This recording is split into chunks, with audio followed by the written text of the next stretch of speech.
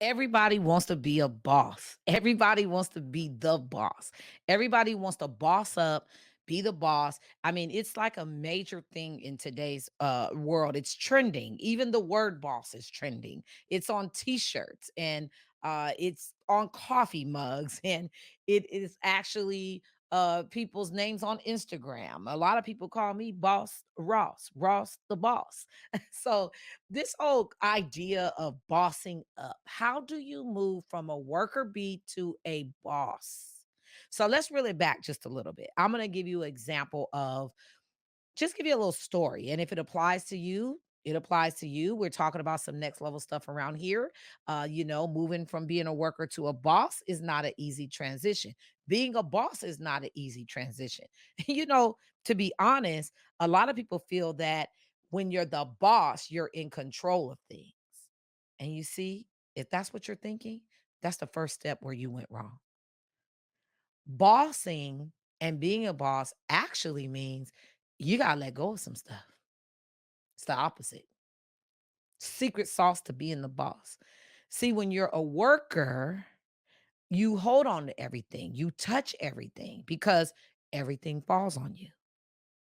I'm talking a little bit different right now. People think because you're the boss, things fall on you. Okay, well, here's what it is. When you boss up, you have to let go of things because being a boss doesn't necessarily require you to be doing things. It's all in here. It's the mind. Boss is a mindset. Boss is a mindset to the point where you realize you're the boss of yourself, you're the boss of your own time, therefore you're the boss of your own responsibility. And yep, bosses have a lot of responsibility. Their responsibility is a lot of times has to do with leading a team. And there are times when you're leading a team of people that you realize it's time for someone within the team to boss up. And see, that's what happened to me this week. See, I have a team member that is in a boss position, but they're doing worker bee stuff.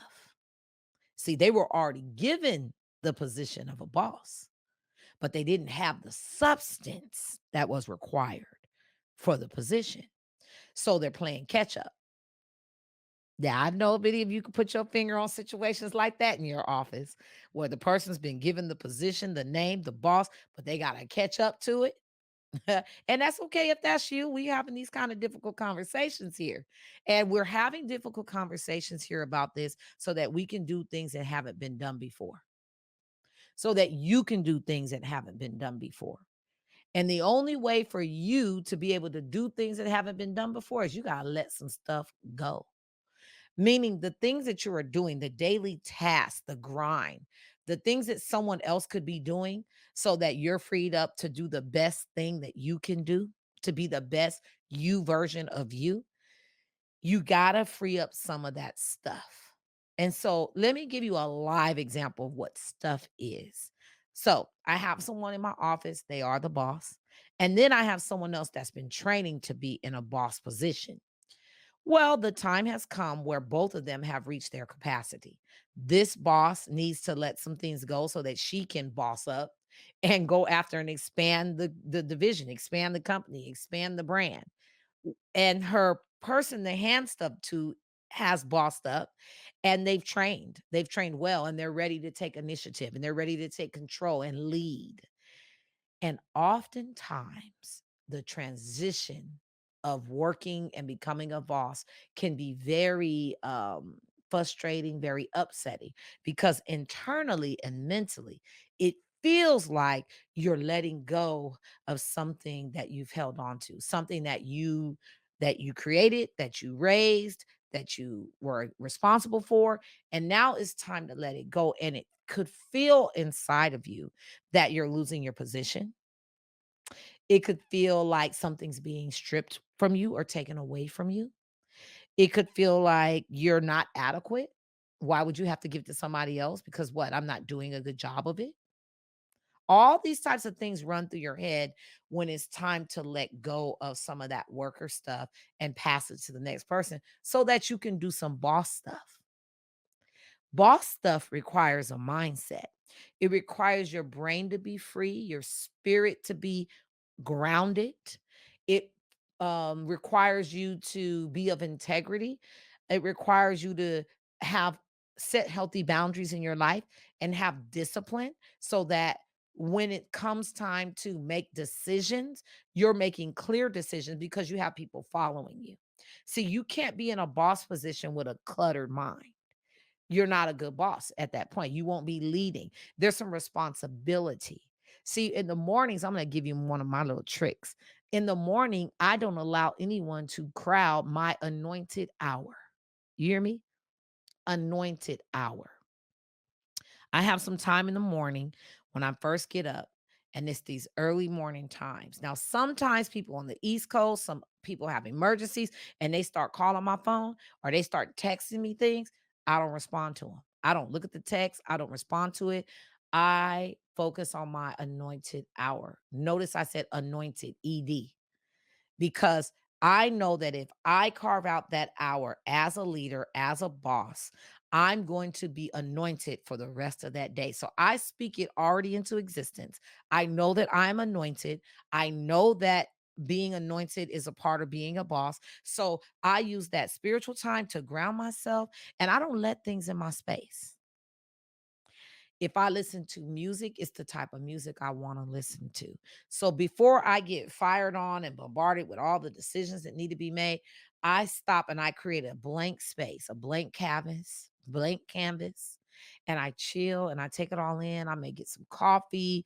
I just use this time to think about nothing so that when it comes time to think about some things, I have a clear head and I'm not influenced by other people's morning rush of crap that they need to handle that they want to put on me.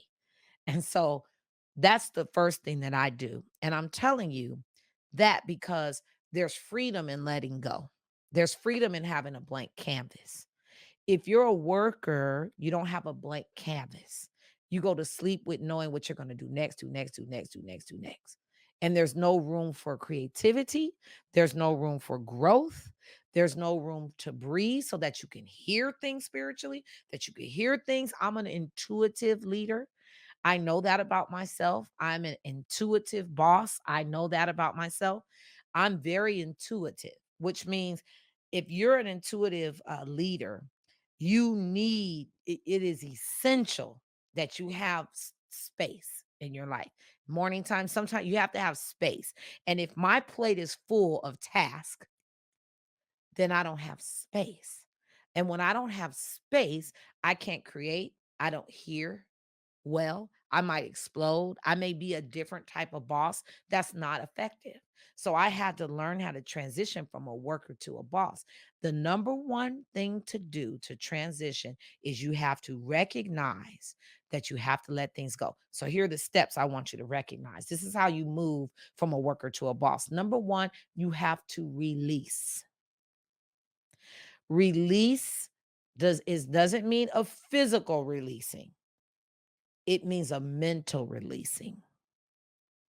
So, how you move from worker to boss is you have to take a mental release. It requires a mental releasing, talking to yourself and saying, hey, if I want to expand, I need room for expansion. Right now, I'm at capacity with tasks and duties and things that other people do really great, but I'm just being controlling and I don't want to let it go. Be honest with yourself. So you have to have a mental release. The first step, release it mentally. When you have totally reached a level of where you've released it all, your second step is going to be to organize the things that you've been doing. Because a lot of times when you're a worker, a lot of the stuff's in your head and it's not in an organized fashion to hand to somebody. So you can't release it. So, number one, you have to mentally release. Number two, you have to organize those things that you were holding on to in a fashion that it can be handed to somebody. Number three, once it's organized, you have to hand it to the person that you would like to do these duties every day that you were doing. Once you hand it to them in an organized fashion, it is now your duty to train them. After you hand it to them in an organized fashion, it is time for you to now train them. Will they do it 100% your way? No, but they'll bring their way to it. And that's all that matters. You have to train them. It is your responsibility to train them. Once you have trained them and you have handed over the reins, you have given it all over to them, then the final step is let it go and move on. It's time to let it go and move on and trust that they got it. Doesn't that feel good?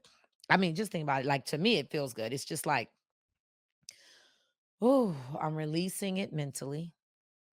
It's gone. It's time for me to release it. I come to a mental state where I realize it's time to let it go. So I'm in agreement with myself of letting this go.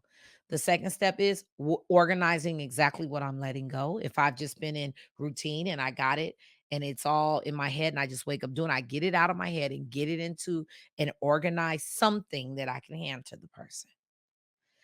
Once I hand it to the person, I then train them and then I let it go.